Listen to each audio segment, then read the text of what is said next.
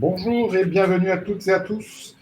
Nous vous retrouvons aujourd'hui pour une nouvelle session des Midis numériques et dont le titre est RPPS+, encore un nouveau cible. Cette session va être en partenariat avec nos collègues de l'ANS. Nous sommes, Arnaud, si tu veux avancer un petit peu dans les slides, nous sommes donc en mode webinaire. Vous pouvez pas activer vos micros et caméras, mais par contre, je vous invite à utiliser le chat pour interagir avec nous. N'hésitez pas, il y a un petit temps de prévu à cet effet. Et vous indiquez aussi que cette session est enregistrée. Vous pouvez le replay immédiatement sur le même lien qui vous a servi à l'inscription et en léger différé sur notre chaîne YouTube d'ici la fin de la semaine en général. Les participants du jour, Sophie Moreau-Chauvier qui est en train de se connecter, se prépare, Arnaud Bory, Juliette Mariotto de l'ANS, Nadège Vanès qui sera probablement un petit peu en retard aujourd'hui, Mehdi Gasmi qui devrait nous rejoindre, et moi-même qui sommes donc les intervenants du Mehdi est là, et qui sont les intervenants au sein du collectif SI AK.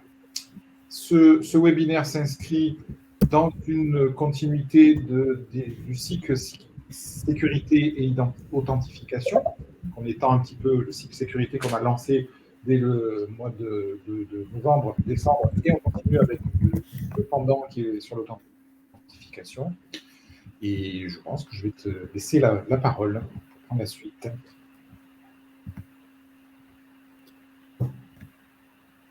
Ah oui, sur les prochains webinaires, effectivement, donc voilà, on est dans cet espace autour de la sécurité. Et puis la semaine prochaine, on fait une deuxième session, en fait, c'est vrai, effectivement, sur mon espace santé. On vous a fait une première présentation mi-décembre pour expliquer comment ça allait se passer. Et bien là, on est tout près. Les premiers vont être créés, vont être lancés. Donc, on vous fera une deuxième présentation, dire comment ça se passe et l'impact au sein de nos établissements. Voilà, Arnaud, je te laisse continuer. Parfait, merci beaucoup. Bonjour à tous. Donc aujourd'hui, on se retrouve pour parler plus spécifiquement du RPPS+. Donc, le RPPS+ s'inscrit dans un projet plus large qui est donc un projet visant à répondre aux enjeux d'identification électronique des acteurs de santé au sens large, donc qui inclut également le périmètre du social et du médico-social. Une ordonnance donc, est sortie en mai dernier qui vise à renforcer les modalités de connexion, d'authentification aux services numériques en santé. Pourquoi ? Parce que derrière, il y a des données à caractère personnel qui sont traitées par ces services numériques et on sait combien ces données sont sensibles et ont donc vocation à être restreintes à des acteurs clairement identifiés et dont la nécessité d'accès est justifiée. Donc, cette ordonnance fait notamment mention de la nécessité de moyens d'identification électronique pour accéder à ces services. Et qui dit moyen d'identification électronique dit préalablement une identification des acteurs. Et cette identification est possible par l'enregistrement préalable des professionnels dans un répertoire sectoriel de référence des personnes physiques, le RPPS, et pour les personnes morales, le FINES. Donc aujourd'hui, on parle de RPPS+. Pourquoi ? Car il s'agit ici d'un élargissement d'un référentiel existant qui est le RPPS, qui historiquement ne concernait que les professionnels des professions à ordre, donc les médecins, les kinés, pour ne citer que. Demain, aujourd'hui, ce référentiel a vocation à s'élargir à de nouvelles populations et notamment les acteurs du secteur sanitaire et médico-social. Et donc, cet élargissement du RPPS va permettre à ces nouveaux acteurs d'être dotés d'une identité numérique et de bénéficier, tout comme les autres professionnels de santé, de moyens d'identification électronique basés sur cette identité.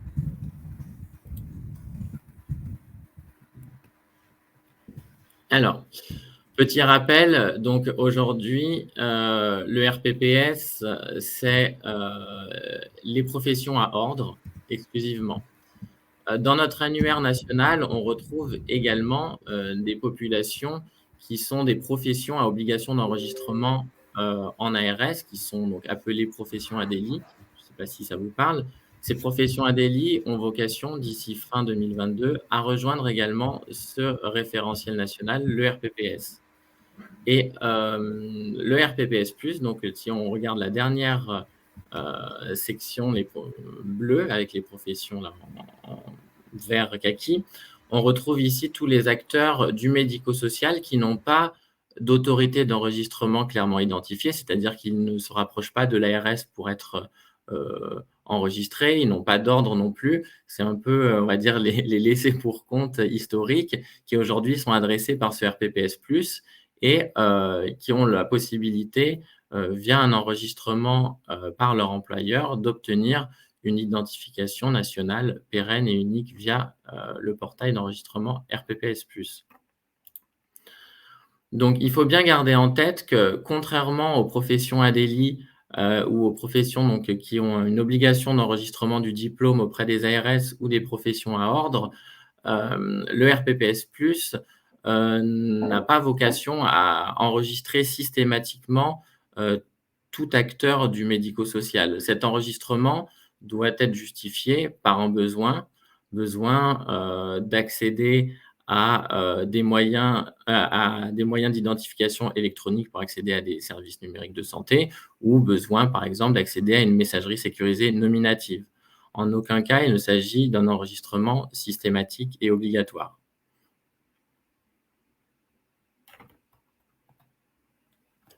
Aujourd'hui, quels sont les principaux bénéfices de l'enregistrement d'un professionnel à rôle dans le RPPS+? Comme je vous disais, il vous permet d'accéder à de nouveaux moyens d'identification électronique plus sécurisés, comme la ICPS, pour accéder à des services numériques locaux comme les DUI, régionaux comme certaines plateformes régionales. Toutes ne sont pas encore accordées, mais c'est la tendance, ou des services numériques nationaux comme le DMP, et en mobilité, puisque la ICPS est portée sur un téléphone portable. L'enregistrement RPPS+ permet également aux professionnels de bénéficier, si là encore ils le souhaitent et que c'est justifié, d'une boîte aux lettres MS Santé nominative.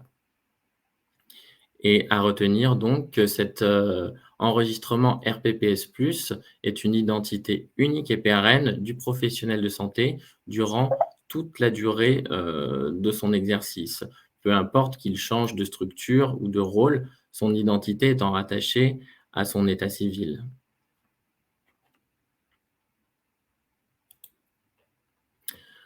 Aujourd'hui, l'enregistrement au RPPS+, comment est-ce qu'il se traduit concrètement? Il s'agit ici, en fait, de communiquer dans le référentiel national certaines données qui sont les suivantes. Donc, des données d'état civil où on va retrouver le sexe, le nom de famille, nom et prénom, date de naissance, commune de naissance. On va retrouver également des données de contact qui sont donc une adresse email et un téléphone mobile. Il s'agit ici d'adresses soit personnelles, soit professionnelles, qui sont utilisées exclusivement pour deux usages.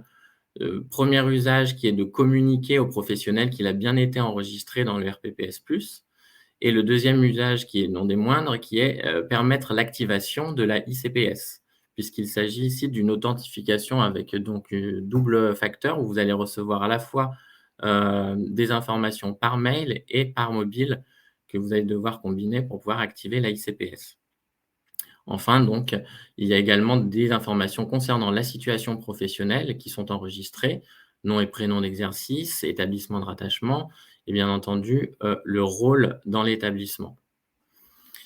Et il faut bien avoir en tête que la situation professionnelle donc, varie. Donc, il est important que l'autorité d'enregistrement, qui est donc l'employeur qui porte la responsabilité de l'enregistrement du professionnel, garde bien actualisées les données relatives au professionnel, c'est-à-dire que l'enregistrement doit être fait à l'arrivée du professionnel dans la structure, et il ne faut pas oublier de mettre un terme à la situation professionnelle du professionnel concerné lorsqu'il quitte la structure.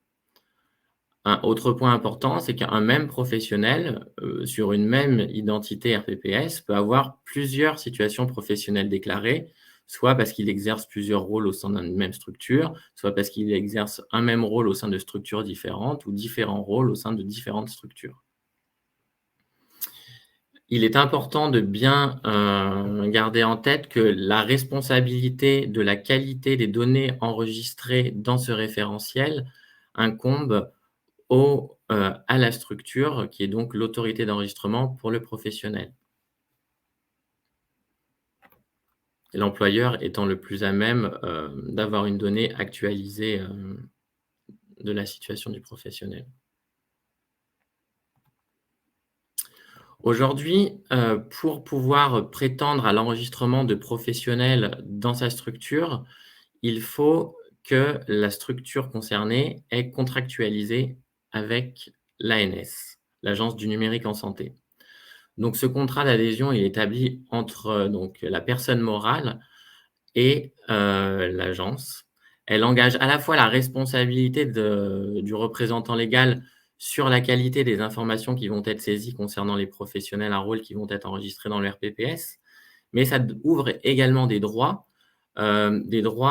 qui permettent donc la commande, par exemple, de moyens d'identification électronique pour les professionnels qui ont été enregistrés préalablement dans le RPPS et également des moyens d'identification électronique spécifiques à la structure. Je pense ici, par exemple, à des certificats logiciels qui sont aujourd'hui utilisés, par exemple, pour accéder à des services numériques tels que l'INSI ou le DMP.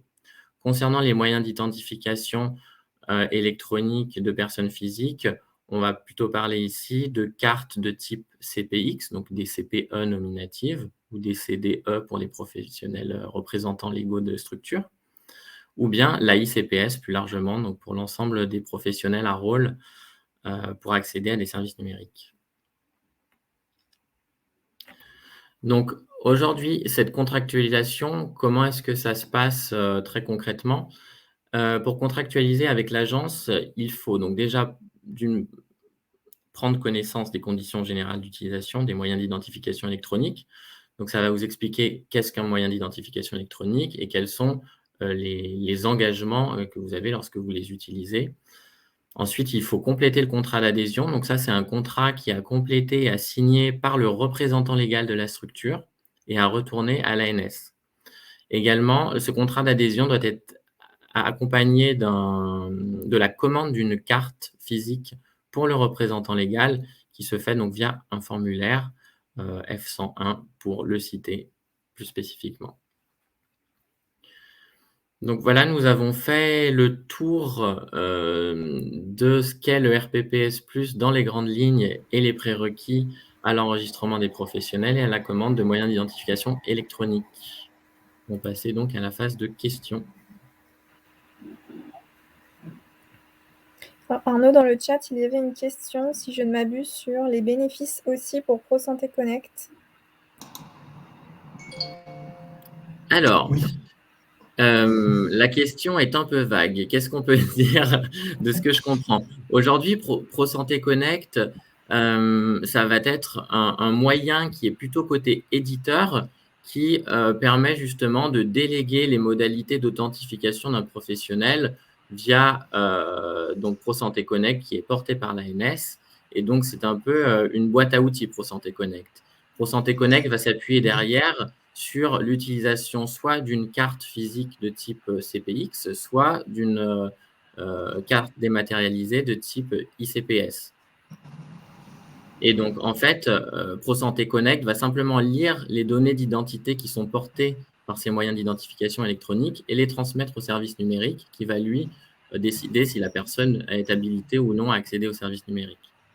C'est ça. Et ça permet en plus d'apporter un meilleur niveau de sécurité avec des mots de passe qui sont personnels. Enfin, du coup, on n'a plus à authentifier avec un login mot de passe dans chaque application. Et le service ProSanté Connect, j'ai une identité ProSanté Connect qui va ensuite propager cet identifié et dire oui, c'est bien Philippe Assy, il a le droit d'accéder à mon application.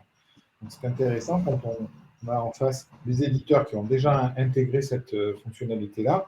On est ça apporte une meilleure garantie de sécurité.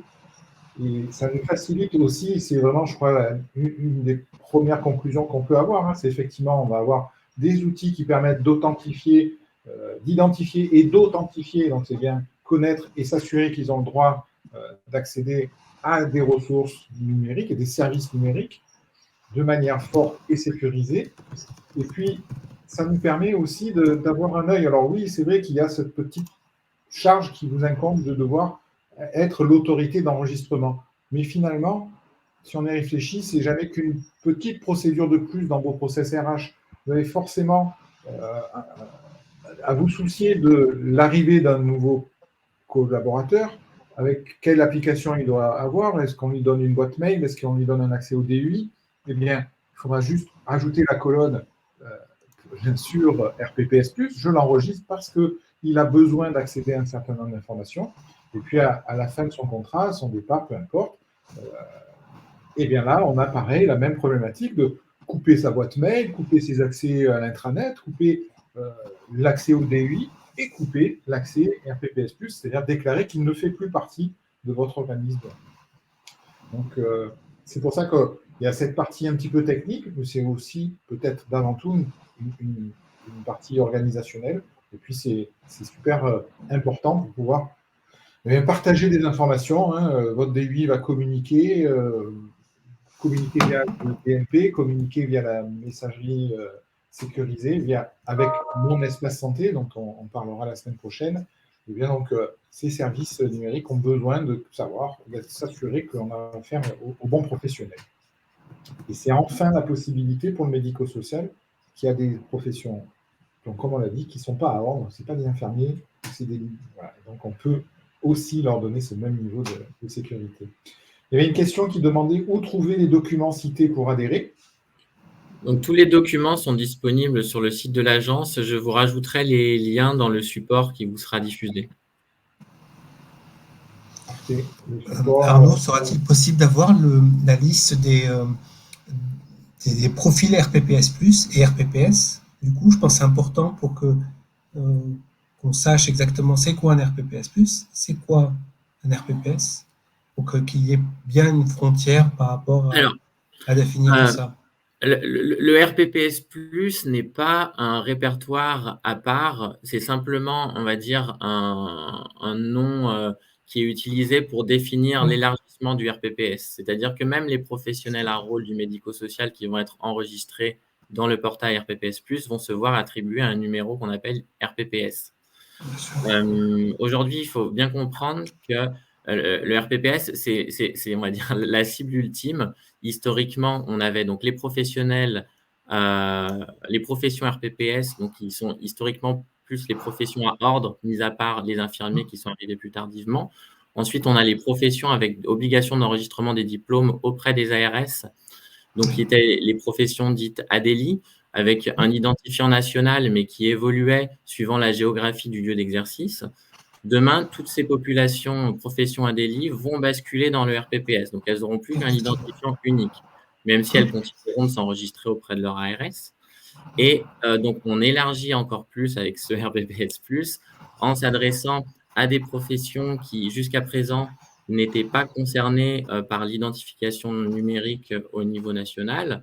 Et donc, on définit de nouvelles autorités d'enregistrement pour ces professionnels-là, qui sont tout simplement les employeurs de ces professionnels. C'est vrai qu'aujourd'hui, lorsqu'on a amorcé donc, le projet RPPS+, et qu'on a adressé le secteur médico-social, on a dressé une liste à minima de rôles dans une nomenclature des rôles qui contient aujourd'hui, je crois, une vingtaine de rôles. Aujourd'hui, cette nomenclature, elle est à minima et elle a évolué un petit peu suite à différents pilotes que nous avons eus et elle a vocation à évoluer. Donc, on va faire on va recueillir les remontées terrain régulièrement pour faire évoluer ces rôles et rajouter de nouveaux rôles qui ne seraient donc pas aujourd'hui couverts par la liste actuelle.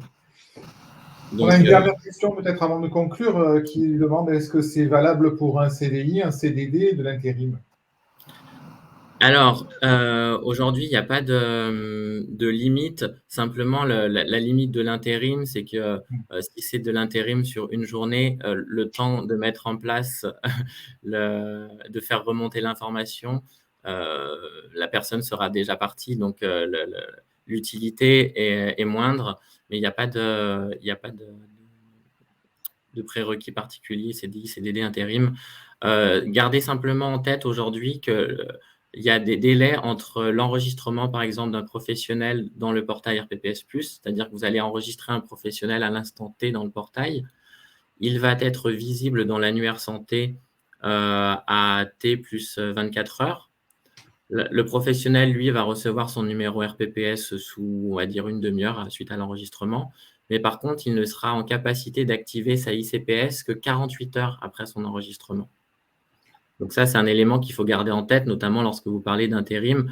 Si la personne n'est là qu'une semaine et qu'elle veut utiliser la ICPS, il faut savoir qu'il va déjà y avoir 48 heures de délai pour son activation. Bien, je ne vois pas de nouvelles questions. Donc, si peut-être quelqu'un qui est en train de taper, pendant que... le portail est-il déjà actif? Tout à fait, le portail est déjà actif. Parfait.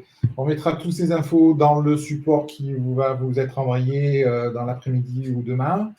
On reste à vous remercier.